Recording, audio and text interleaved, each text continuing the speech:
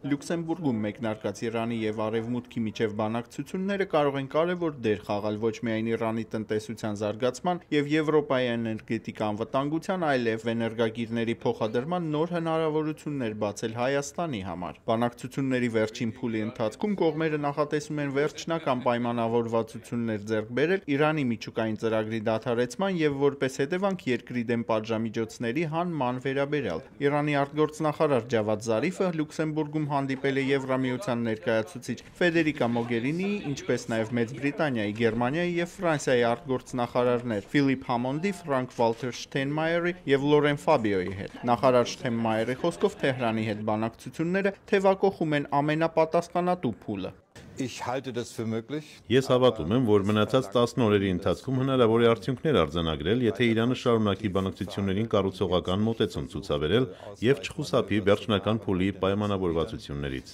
Մանրամասնելով Իրանի առջև դրված պարտավորությունները, Ֆրանսիայի արտգործնախարարը նշել է, որ դրանք պարունակում են Իրանի միջուկային կարողությունների սահմանափակումը եւ ստուգման միջոցների մշակումը, որոնք միջազգային փորձագետներին թույլ կտան մուտք գործել երկրի բոլոր, այդ թվում նաև ռազմական հաստատություններ։ Իրանի արտգործնախարարն իր կողմից նշել է, որ հունիսի 30-ի վերջնաժամկետը կարող է երկարաձգվել, եթե այն անհրաժեշտ է լիակատար համաձայնության հասնելու համար։ Միևնույն ժամանակ անհրաժեշտ է, որ բոլոր կողմերը խուսափեն չափազանց խիստ պահանջներ առաջադրելուց։ Արման Թարջիմանյան, Ամերիկայի ձայն, Վաշինգտոնից։